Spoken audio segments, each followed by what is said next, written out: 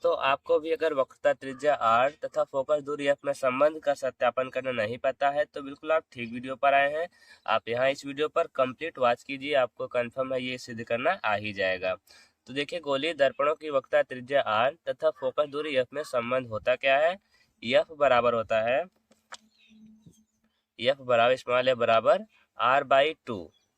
ये होता है इन दोनों के बीच में संबंध। मतलब फोकस दूरी जो होती है हमारी, वक्रता त्रिज्या कैपिटल आर की आधी होती है। दोस्तों हम पढ़ रहे हैं कक्षा 10 की साइंस, जिसमें 16वां 15वां चैप्टर हमारा है गोलीय पृष्ठों पर प्रकाश का परावर्तन। तो इस वीडियो में पिछली वीडियो में हमने पढ़ा था यही सी टॉपिक अवतल दर्पण के लिए। अवतल दर्पण के लिए वक्रता त्रिज्या तथा फोकस दूरी में संबंध।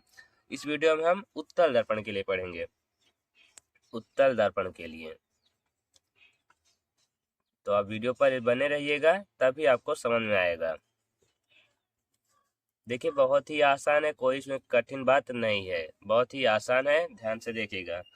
सबसे पहले इस टॉपिक का सबसे मेन पार्ट होता है हमारा फिगर, जिसे हमने पहले से रेडी कर लिया है। यहाँ पर देखिए, ये कोई एक उत्तल दर्पण है जो है M1 M2।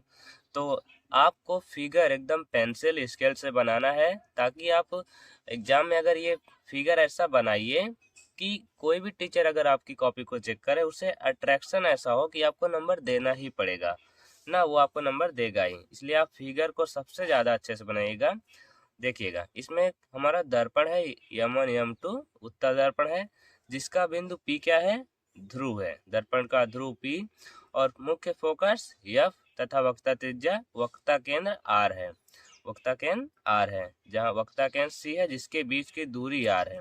ध्रुव से वक्रता केंद्र तक की बीच की दूरी को वक्रता त्रिज्या बोला जाता है, जिसे स्मॉल r से प्रदर्शित किया जाता है। और ध्रुव से मुख्य फोकस, यहाँ फोकस तक की दूरी को फोकस दूरी बोला जाता है, जिसे स्मॉल f से प्रदर्शित किया जाता है।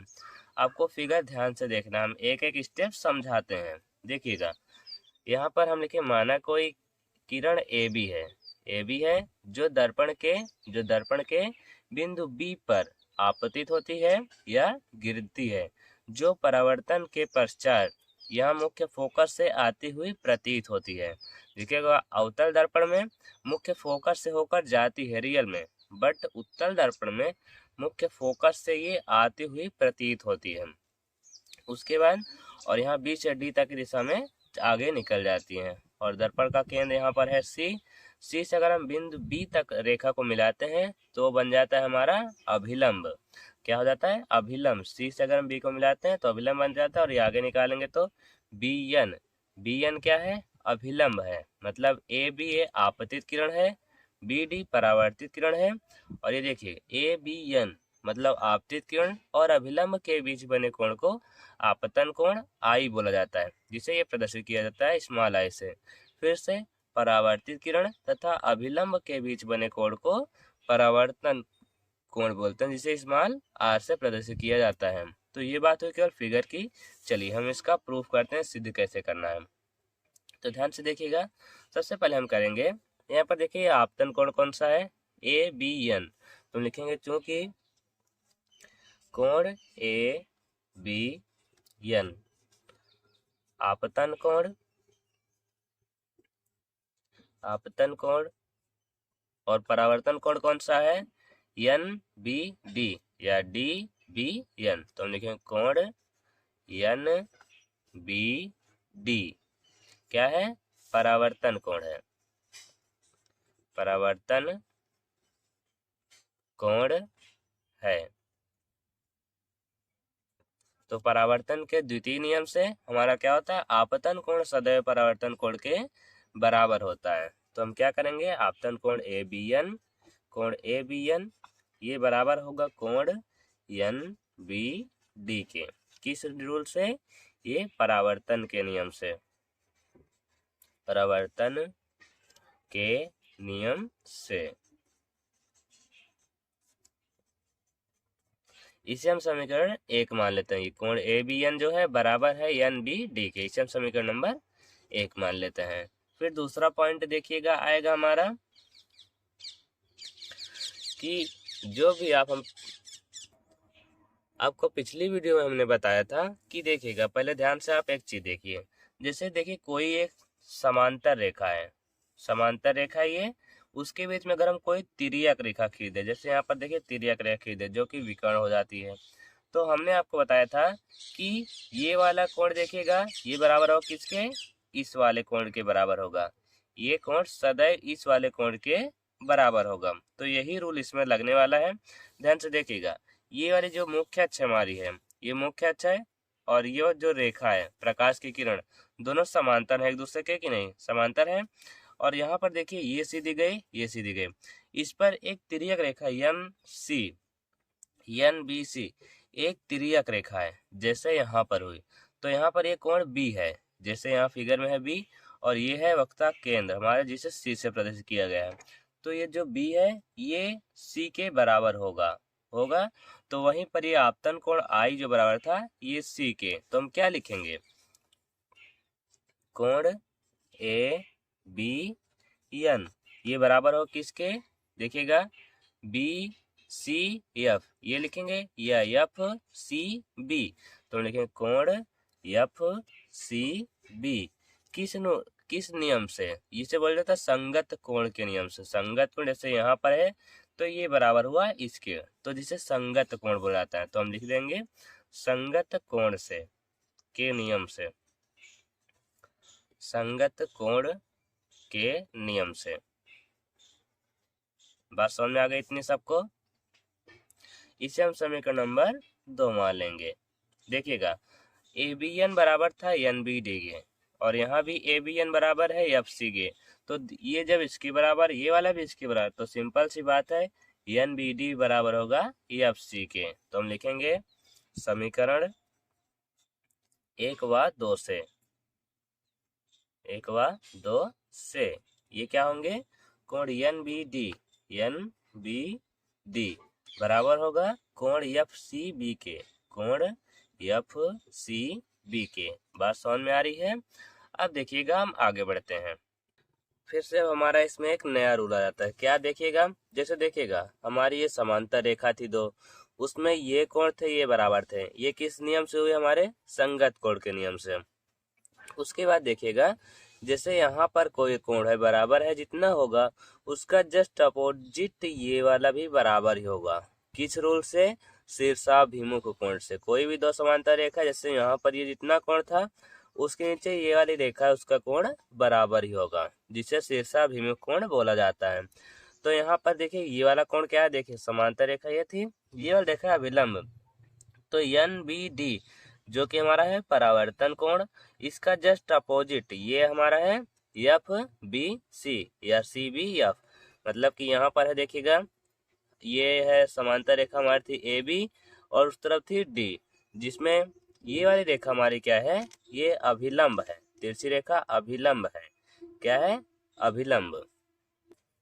तो देखिएगा हम कैसे लिखेंगे, हमारा एन बी डी जो है बराबर है एन बी डी, ये कोण बराबर है किसके, सी बी एफ। देखिए एक बात इसमें, जैसे हम यहाँ पर देखिए सी बी एफ, अगर कोण लिखेंगे तो बीच में वही लिखेंगे जहां पर कोण बना हो। जैसे बीच में बिंदु बी है तो मतलब कोण हमारा बिंदु बी पर बना है। जैसे हमने लिखा था अभी यहाँ पर ए बी एन, मान लीजिए ए बी एन, तो ए बी एन जो था तो बीच में क्या है, बी है, मतलब हमारा कोण जो है बिंदु बी पर बना हुआ है। ये आपको ध्यान में रखना है।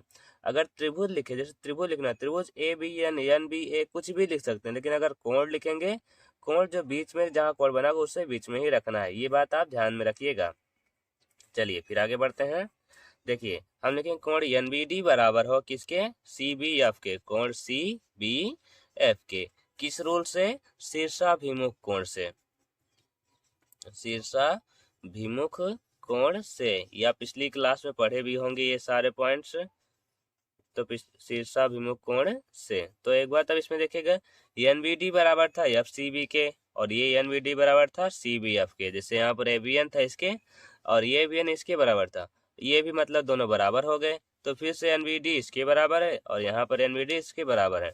तो सिंपल बात है, ये दोनों भी बराबर ही हो गए। इसलिए हम क्या लिखेंगे, कोण एफ सी बी बराबर हो किसके, इसके, कोण सी बी एफ।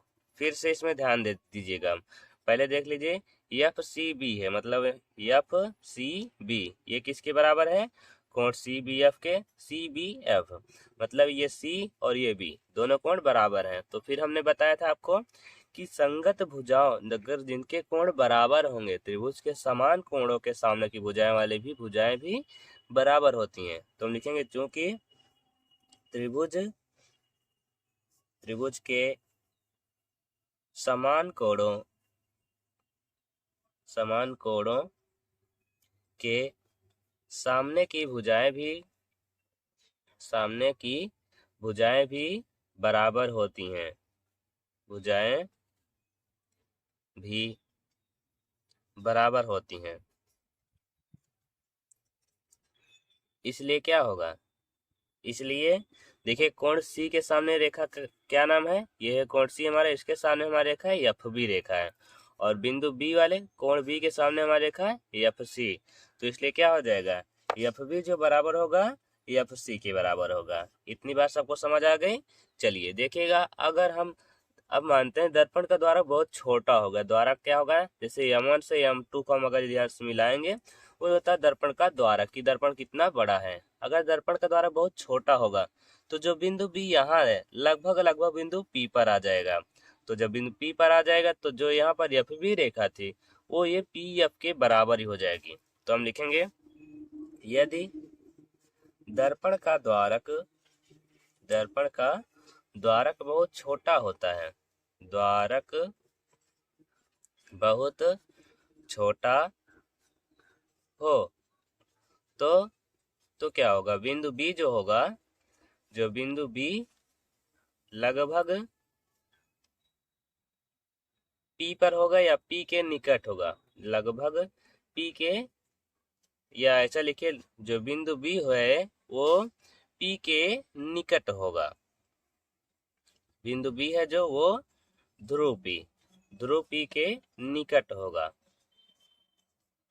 इसलिए हम कह सकते हैं कि जो ये एफ बी जो रेखा बन रही थी वो पी एफ के बराबर हो जाएगी। तो हम लिखेंगे एफ बी जो है वो बन जाएगी पी एफ के। अब इसमें देखिएगा फिर से वही बात आ गई, एफ बी बराबर था एफ सी के और यहाँ पे एफ बी बराबर है पी एफ के। तो क्या होगा?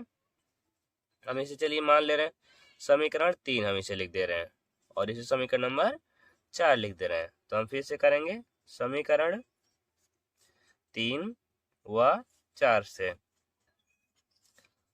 से तो एफ बी बराबर था एफ सी के, यहाँ भी एफ बी बराबर था पी एफ के। तो एफ सी बराबर हो जाएगा पी एफ के, एफ सी बराबर होगा पी एफ के।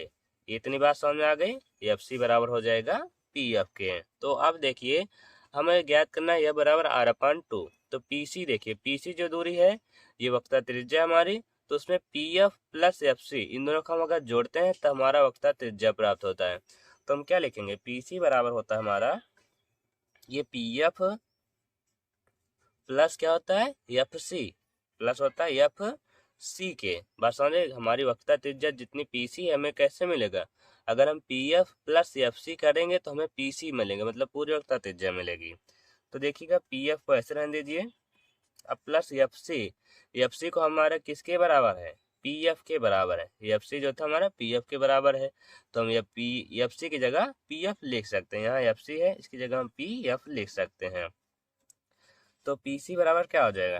पी एफ है ये, पी एफ बराबर प्लस पी एफ क्या होगा? 2 पी एफ हो जाएगा, जुड़ जाएगा 2 पी एफ। तो पी सी बराबर हमने क्या माना? पी सी बराबर स्मॉल आर है, तो यहाँ हम आगे करें, स्मॉल आर बराबर 2 है और पी एफ क्या हमारा? स्मॉल एफ है, तो आर बराबर 2 एफ। हमें सिद्ध करना है एफ बराबर आर अपान 2। तो हम क्या करेंगे? लिखेंगे एफ बराबर, यहाँ पर ये 2 गुणा में है, दूसरी तरफ आएगा तो भाग में हो जाएगा, तो होगा आर बाई 2। तो यह बराबर क्या हो गया? R by 2। अतः हम क्या कह सकते हैं? अतः फोकस दूरी जो होती है वो वक्रता त्रिज्या की आधी होती है, वक्रता त्रिज्या की आधी होती है। आधी होती है। तो ये बात हो गई हमारी फोकस दूरी स्मॉल एफ तथा वक्रता त्रिज्या स्मॉल आर में संबंध। तो आई होप आप सभी को एकदम अच्छे से समझ में आया होगा। अगर किसी को कहीं भी प्रॉब्लम होगी आप हमें कमेंट कीजिए, हम फिर से और अच्छे से समझाने की कोशिश करेंगे अगली वीडियो में। तो दोस्तों आज की वीडियो में बस यही इतना पढ़ेंगे। अब हमारा बच्चा है गोलीय दर्पण के लिए यू वी एफ में संबंध, मतलब यू क्या होता है वर्ष की दूरी, वी होती है प्रतिबिंब की दूरी तथा यह फोकस दूरी में संबंध क्या है, जिसे हम अगली वीडियो में पढ़ेंगे। तो अगर आपने अभी तक हमारे चैनल सब्सक्राइब नहीं किया तो सब्सक्राइब कर लीजिए जल्दी से, और साथ में बेल आइकन को भी प्रेस कर दीजिएगा, क्योंकि हमारी हर वीडियो की नोटिफिकेशन आप तक तुरंत पहुंच जाए। चलिए मिला जाएगा नेक्स्ट वीडियो में, तब तक के लिए जय हिंद, बाय बाय, अच्छे से पढ़ाई कीजिएगा।